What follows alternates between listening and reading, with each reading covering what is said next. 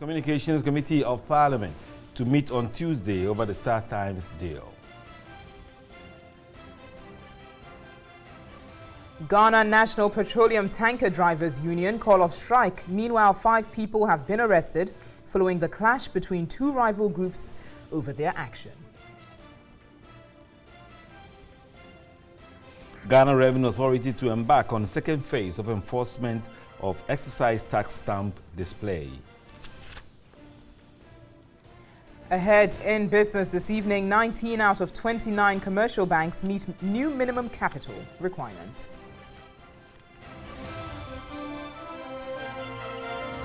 And later, international news, hundreds protest in Liberia's capital, Monrovia, over the disappearance of more than $100 million of newly printed banknotes intended for the central bank.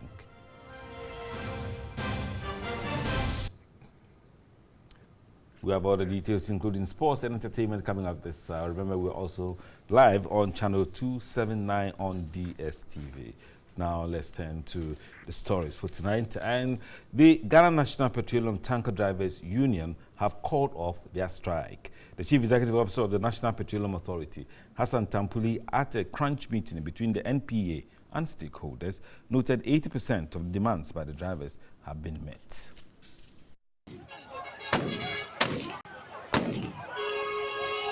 The union, comprising 4,000 transporters of petrol, diesel and petroleum products, vowed to remain on strike until the National Petroleum Authority (NPA) addressed their concerns. According to the National Petroleum Authority, a 5-point resolution has been adopted to resolve their problems. We have agreed that the Tanker Drivers Union current strike action should be called off with immediate effect, and that all their membership who are currently stationed at various depots across should withdraw with immediate effect. Their leaders have come and the matters have been resolved one way or the other. Strict adherence to standards in the downstream sector is one thing the NPA says it will not countenance. We have the oil loss manual that is in circulation, and everybody, including transporters, drivers and operators of the stations and the oil marketing companies, are expected to adhere fully to the guidelines in the manual, which would mean that if a driver gets to a station and then the dealer or the OMC fails to adhere to the contents of the manual, the driver has an obligation to boycott that station. The tanker drivers admit the concerns raised on their conditions of service lie solely with their owners. That has been the cardinal issue that we discussed. So going forward, on Monday, we are meeting with the owners as well as National Petroleum Authority to be able to address those issues, come to a conclusion. We have called off the strike with effect from this moment. Let's stay on this, as earlier 5 people were arrested following a clash between 2 rival groups over the planned sit-down strike by members of the Ghana National Petroleum Tanker Drivers Union. Now, 2 others were hit by stray bullets in the confusion when a police team deployed to the scene opened fire in an attempt to stop the irate drivers who attempted to stop members of a rival union from carrying liquefied petroleum gas from the Tema oil refinery. It was chaotic in front of the Tema oil refinery. Irate members of the Ghana National Tanker Drivers Union had gathered to protest over unresolved grievances, including poor working conditions and salary distortions. The protesters attempted to stop other drivers from carrying liquefied petroleum gas from the Tema oil refinery, resulting in confusion. The police had to be called in to restore calm, but the angry union members pelted them with stones. The police resorted to the use of tear gas and rubber bullets to disperse the crowd. The union, which is made up of over 4,000 bulk transporters, said its members will not work until the National Petroleum Authority addresses their concerns. Today, if the president will appoint somebody as chief executive whom tanker drivers cars product from all the depot to the destination. And today he gets his magic and telling us that he don't know where the tanker drivers are taking. If the government will appoint people to come and harass us, you understand, then we live to see. The Tema Regional Police Public Relations Officer, DSP Joseph Benefo Dakwa, spoke to the news team. We need to calm the situation by those who are inciting them. Actually, we calm them by arresting them. When they start throwing stones, then there is the need for us to disperse them.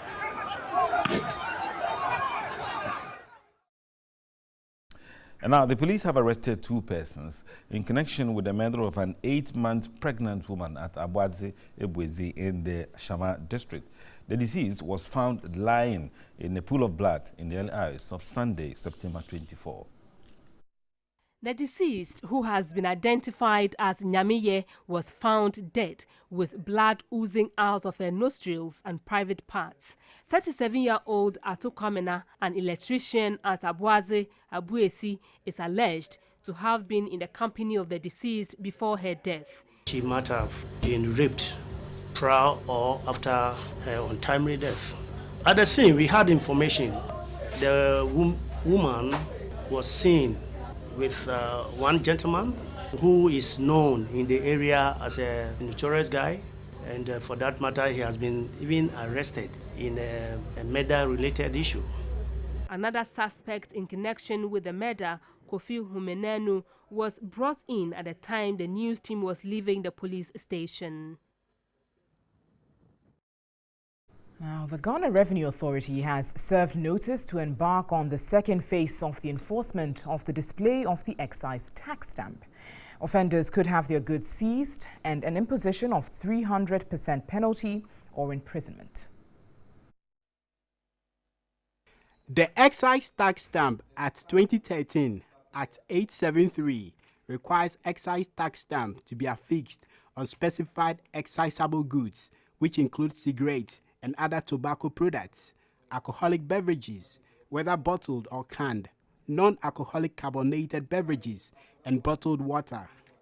The policy is intended to control the importation and local production of excisable goods for revenue purposes, check illicit trading, smuggling, and counterfeiting of excisable products, and also check under declaration of goods. Enforcement of the policy at the ports started on January 1, 2018, and at the point of sale 3 months later. To the larger and consuming public, the catchphrase should be no tax stamp, no purchase. Before I drank this bottle of water, I checked to see if there was a tax stamp. And I saw the tax stamp, and so I drank the water.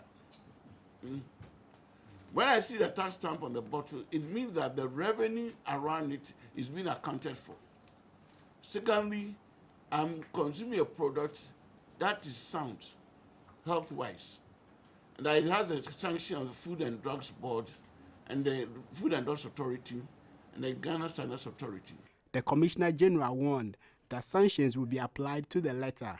I therefore appeal to the public, particularly manufacturers, importers, wholesalers and retailers of the specified excisable goods, to operate in accordance with the requirements of Act 873. Very heavy sanctions for those who do not apply the original tax stamps. It may include even imprisonment. This is the time to initiate the punitive actions. And so it isn't that we dilly-dallied with people. We knew what we were after, and we are going to sanction and sanction heavily. The second phase enforcement begins next week. And the Accra Metropolitan Assembly has signed a memorandum of understanding with the Accra Technical University, ATU, to offer students a practical experience in city management. The program will provide the students with internship and access to information and facilities for hands-on experience that will benefit the city. The collaboration is expected to foster an exchange of knowledge between the Accra Metropolitan Assembly staff and students of Accra Technical University on sanitation and traffic control. When research, academia support what we do, ultimately Accra will be the beneficiary and Ghana indeed as a whole will be the beneficiary. It's our hope that they use Accra as a living lab to promote academia. The acting vice-chancellor of ATU, Professor Edmond Ameko, said students were determined to find practical solutions to problems. Whatever outcomes that we have, whatever data that we have will be made available to the AMA. They are going to use it in order to improve conditions in the city. The Accra Metropolitan Assembly also signed a similar agreement with the Birim South District Assembly to share experiences and knowledge in commerce and education.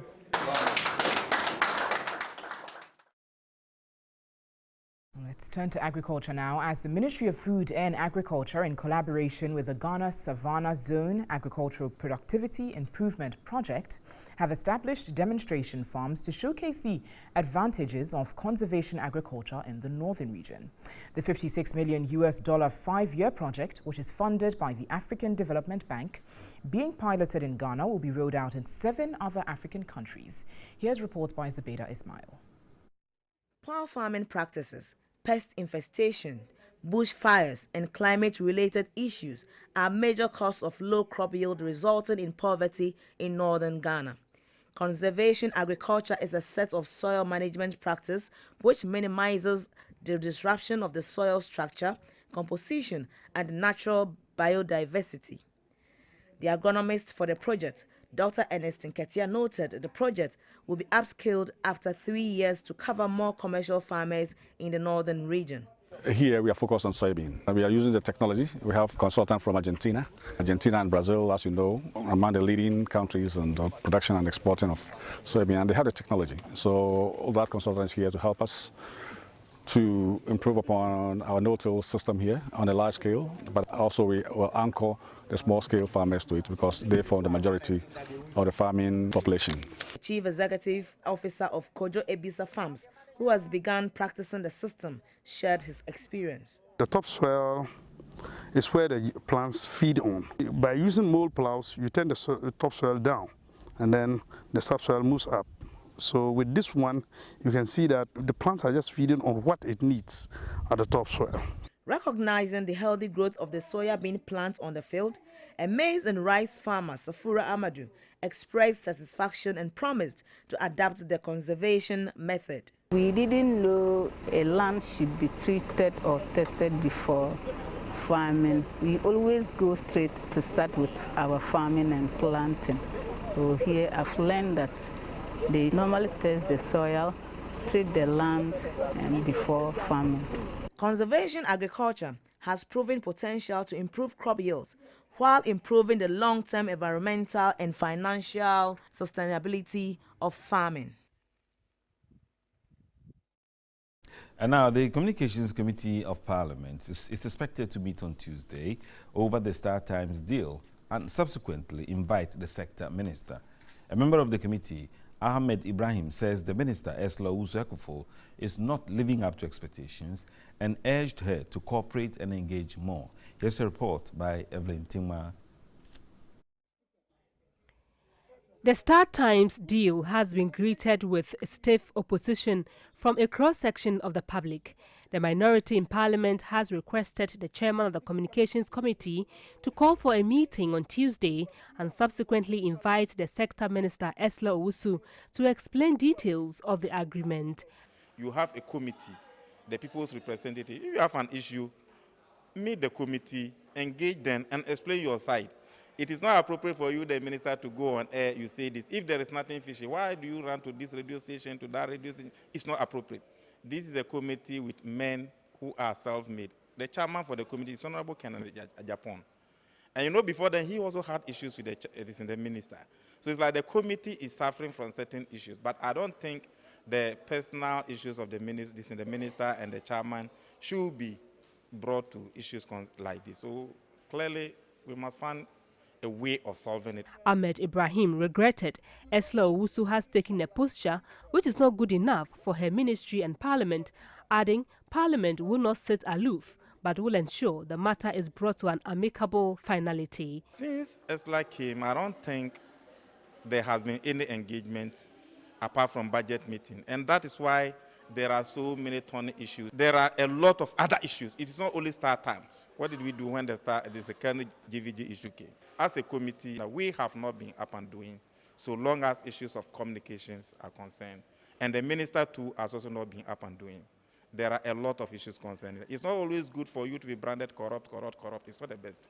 Sometimes find a common platform to express ourselves. This is why I'm doing this. It's a public office. Do you think that it is always good that for people, when your own minister is suspected to be corrupt, what if he goes outside the gang? The finance minister has meanwhile laid papers on some loan agreements and waivers expected to be worked on before the House rises on Friday.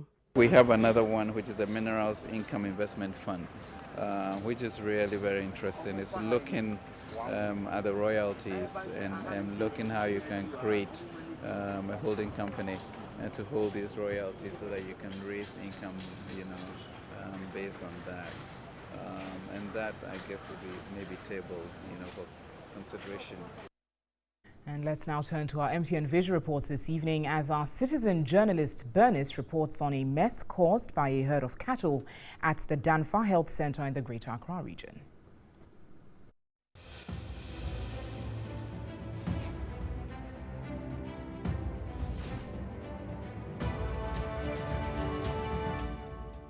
This is Danfa Health Center's premises, and this is what has happened on a Monday morning. And this is very bad as a health center where people come for aid, health aid, and you come on a Monday morning to witness all this mess. So we are pleading on the assemblymen and the community heads to help advocate this to all those rearing cattle to help stop these.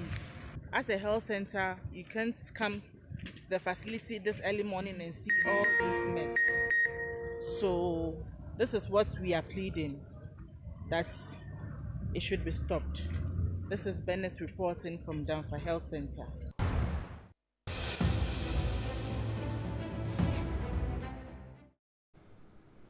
Now, we encourage you to also send your video reports to us via WhatsApp number. It's 055-1433-044.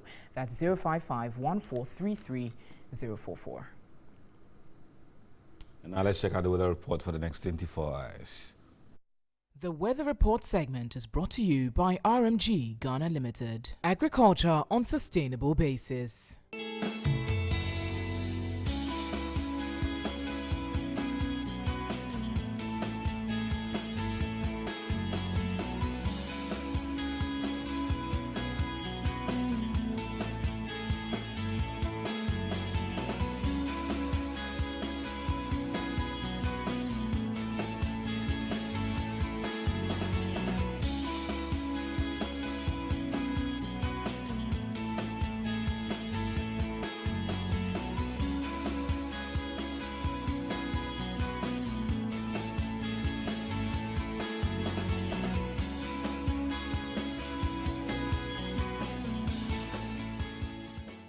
The Weather Report segment was brought to you by RMG Ghana Limited. Agriculture on sustainable basis. You're on News 360 and the business report for today is ready and will be presented right after this break. Stay with us.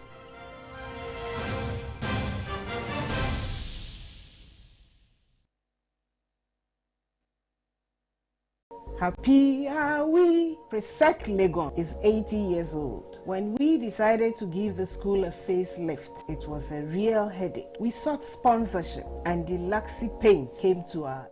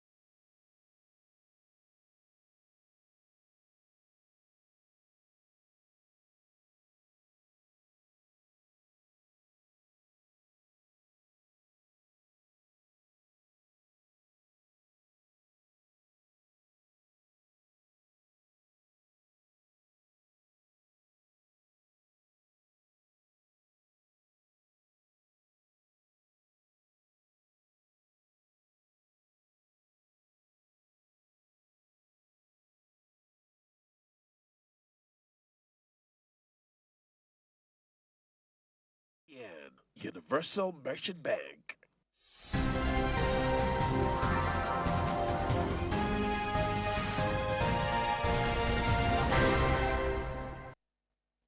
And it's always a pleasure serving you business. Good evening and thanks for staying with us on News 360 with me, Nanekia Mensah Brampa. And coming up tonight, beginning from the banking sector, 19 commercial banks have met the new minimum capital requirement of 400 million cedis. Now, Governor of the Bank of Ghana, Dr. Ernest Addison, made this known at a news conference in Accra, and he noted that the development confirms the prudent measures put in place to restore confidence in the banking sector. If I stuck my neck out on 15 banks as of the last MPC, maybe I can stick my neck up for 19 banks at this round of MPC. So there are improvements. We are beginning to see more and more banks, being likely to meet that particular minimum capital requirement. Obviously, I'm not going to give you names of any banks. This means 10 out of the 29 commercial banks are now racing to meet the December deadline. Meanwhile, the Bank of Ghana has maintained the policy rate at 17%. The rate has remained unchanged for the third consecutive time this year. The most recent forecasts at this MPC round show some marginal elevation of the disinflation path, taking into account the possible second round effects of the recent increases in petroleum prices, exchange rate depreciation, effects of recent increases in taxes, and the pickup of global inflation, as well as the effects of tight global financing conditions. These ordinarily would have warranted some adjustment in the policy rate. Given these considerations and weighing the balance of risks, the committee decided to keep the policy rate unchanged. With a depreciating cedi in the face of rising crude and fuel prices, critics want the central bank to tread cautiously as maintaining the rates could shake the fundamentals of the economy. However, banking consultant Nanotu Champong says the reverse is rather the case. For instance, Standard & Poor's were able to use the same vectors to arrive at a betterment of the rating, moving it from B- to B, which means that the sovereign loans are now going to be cheaper instead of dearer. And if they are going to be cheaper, they will have a reflection in the interest rate that we have. It will have a reflection in the inflation rate. And if you're able to keep within the target of 8 plus or minus 2, which we presently are, then it's good to go. In July, when the Bank of Ghana maintained the rate, it attributed it to the dynamics on the international and domestic front, a situation it explains has not changed. All right, so let's now look at the country's debt stock. And new data released by the Bank of Ghana puts the country's total debt by July at 159.4 billion cedis, representing 65.9% of GDP. Now, the external component of this debt stood at $18.2 billion, while the domestic debt hit 73.8 billion cedis. And there's more in the following report. The data, which is published after the Monetary Policy Committee concluded its meeting, showed that the total debt stock increased by 5.1 billion cedis from 154.3 billion cedis in May to 159.4 billion cedis in July 2018.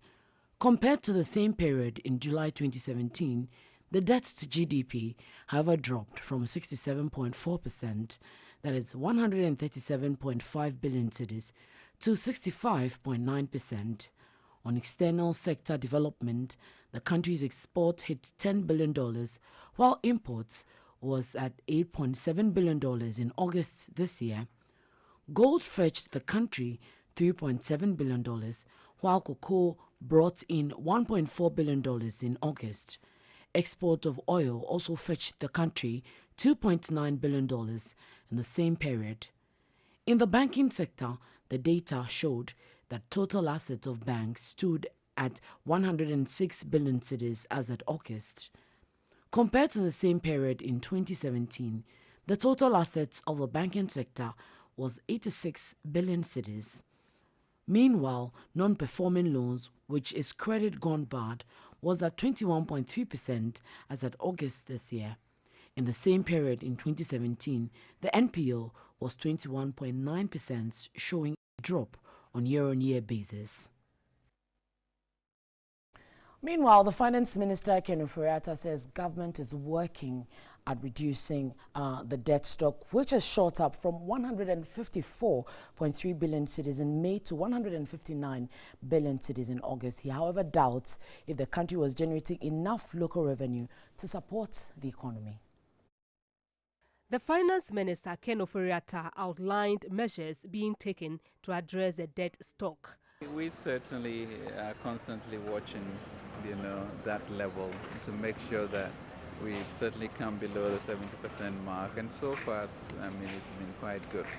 I think there's going to be a rebasing, maybe by the end of this week, which would expand the denominator for the GDP, so that will be helpful. But the real issue is whether we generate enough revenue to be able to support the interest and principal. On the depreciating cedi, Ken Ofori-Atta explained the dollar is now very strong because of the U.S. economy, but hopes the $1.3 billion cocoa loan recently signed would help. The euro is down about 6%, the pound is down about 4%, I think the rand over 12%, and we are somewhere 7% compared to maybe 4.5% last year. So when you look at the delta, really, I think we are holding our own quite well. Still a lot of, empathy for its effect on businesses. On the exchange rate, the Finance Minister says the future looks good. We are structuring what we call the century bond for $50 billion, and a successful century bond will then make everybody pretty comfortable about the future of our needs for both infrastructure and the foreign exchange we need, so that we have a lot more stability. Okay, so there's more on the policy rate as well as a breakdown of the economic fundamentals on SureNews.com. Get all that information there. That would do for business tonight with me, Accra Mensah Brampa. Isai standing by. Okay, let's do some more stories on News 360 tonight. An ex-convict, Philip Akpanya, is advocating a segregation of prisoners in a bid to reduce reversion. The former inmate of Jamestown Prison argues the present situation where minor offenders are kept in same cell with hardened criminals is not the best. Ghana's justice system has come under public scrutiny in recent years following severe congestion, insecurity, poor feeding and sometimes outrageous years of incarceration. These prompted the state through the Ministries of Interior and Attorney General to begin discussions on the adoption of non-custodian sentencing. The Ministry of Interior is in collaboration with other stakeholders to come up with a non-custodial sentencing policy regime to de-emphasize incarceration. But an ex-convict, Philip Akpanya, has other considerations. He criticized the single-gate system where all manner of convicts are thrown into one dungeon, calling for an immediate segregation of prisoners. Excuse me to say, what is the rationale behind combining someone who has stolen a tuber of yam or cassava to quench hunger with hardened criminal who is convicted between 50 and 70 years? By the time he completes his prison term, he becomes a graduate of sophisticated crimes. Philip Akpanya, who served 5 years for an accident-related offense, also challenged the hefty jail terms.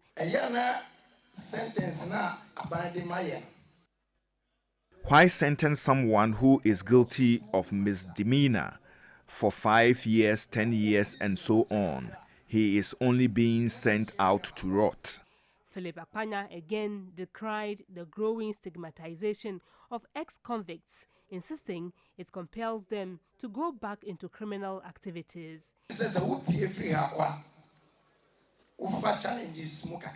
Just the news about you being a former prisoner is enough to scare everyone away from you. Even your family, friends, and business partners don't want you anymore. He equally blamed the increasing crime wave on parental neglect. The increasing parental neglect is the cause of increase in crime. Most convicts today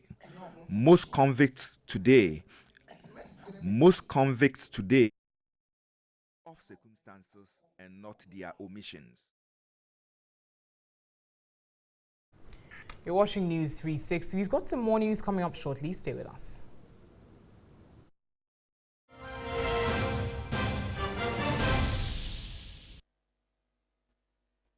In this part of the world, we're up long before the sun.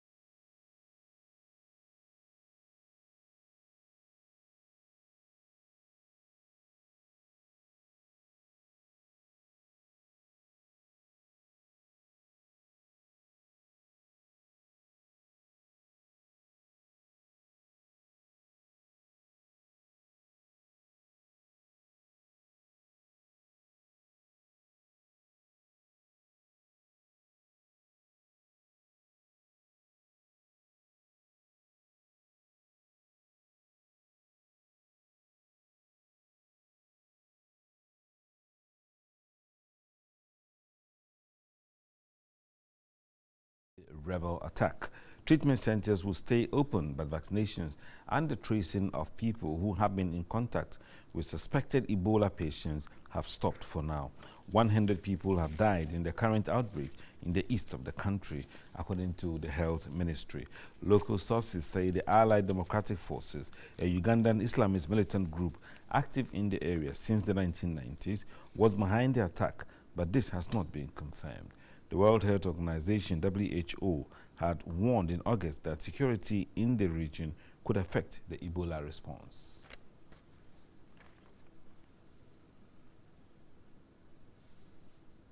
Let's now turn to Syria, as Russia is to send new anti-aircraft missiles to Syria a week after Syrian forces accidentally shot down a Russian aircraft during an Israeli airstrike.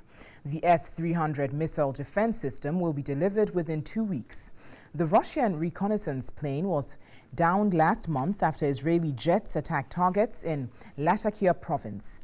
Israel, which insisted Syria's military was to blame, warned that giving the S-300 to irresponsible actors would make the region more dangerous. U.S. National Security Advisor John Bolton said the decision would cause a significant escalation in Syria's civil war and urged Russia to reconsider.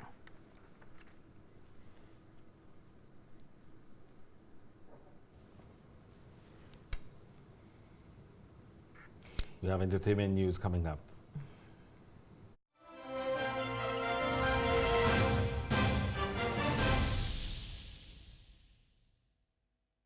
Grandma, do you think I can fly like a bird? No, you don't.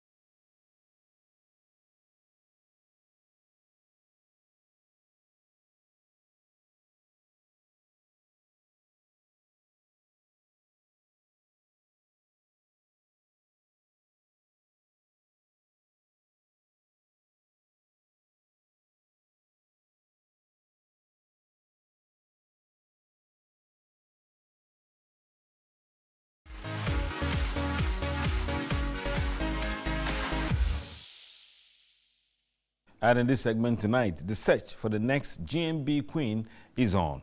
Elegant contestant in stylish GTP wear in a fashion show dazzled and the audience and danced as well. Abna from the Eastern region was adjudged the best model.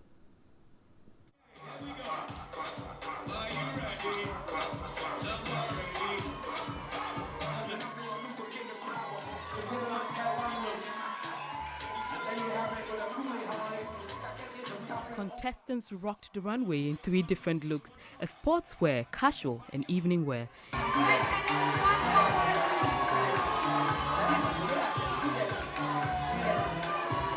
And guess what? They lived up to the billing. The humor-fueled show also saw the wannabe queens show brilliance and make big fashion statements. It was their first time on the runway, but judging by their composure, they appeared to have mastered their act. Abuna, the Eastern Regional representative, was full of energy. She displayed amazing performances, attracting good remarks from the judges. It did not come as a surprise when she won the star model for the night.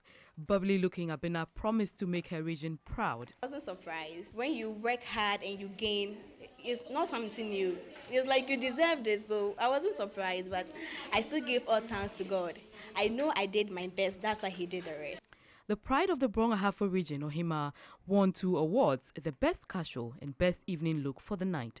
Ohima looks forward to a better show in subsequent weeks. It feels amazing. We are 10 ladies. We are all battling to win awards. And then I had the 2 most prestigious awards of the night. Thanks to my designer, of course, Millie K. She's JJ.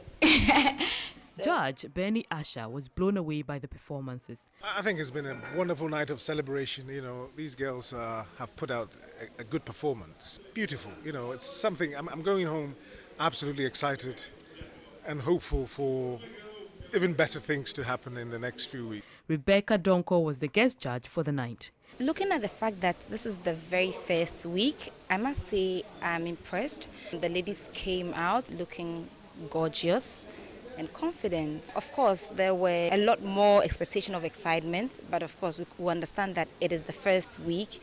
By the time they get to the half of the 13th episode, they'll pick up and it'll be more exciting. Don't miss the action as GMB comes your way again with thrilling and insightful performances next week. Ghana's Most Beautiful, redefining beauty to promote national unity. Now, for some, it was their first time hitting the runway. But how exactly did the GMB queens feel about their first runway experience? The queens have been talking about the feeling behind those long smiles. The feeling was amazing. In the first place, I'm on GMB platform. It's a blessing enough. So I had to prove to my people and to Ghana that I can represent my people first, and then I can represent Ghana. I felt normal because I knew what I wanted. So I placed everything aside because I wanted to go for the goal. I don't know, I gathered some confidence and I didn't see anybody, I was just doing my own thing. The modeling on the stage, you know, some of us, we are too, so we tried our best. I was enjoying myself. Other contestants would testify to that. I was all over and dancing, and I think I rocked my designer's wear a lot. It was great. This is my first time of being in such a huge public, and I would say that it was amazing. Mixed feeling in a way. I wouldn't say it's my first time though, but you know, coming to GMB and all that, I felt a bit nervous, but as time went on, I felt very free, and by the grace of God, I was able to do my best. It was. I felt a little nervous, yes. Well, I would say at first I was a bit nervous because that was my first time seeing something like that.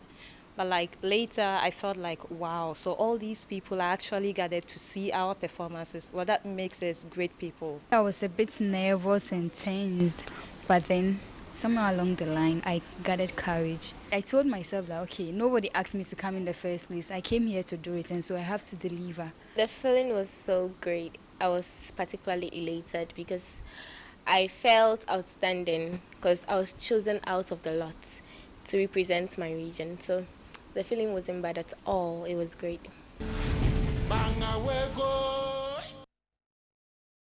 Lots of the nerves. Prettiest girls bringing excitement to your screen on GMB. I'm sure there's some excitement this time. There would be, and they'll gather the courage as they go along. So. Definitely. Yeah. That's it for this edition of News 360. Thank you for watching. I am Issa Moni. And I'm Natalie Fort. Visit our website. It's 3news.com for some more news. Remember that news at 10 will simulcast our sister station, 3FM 92.7. Have a pleasant evening.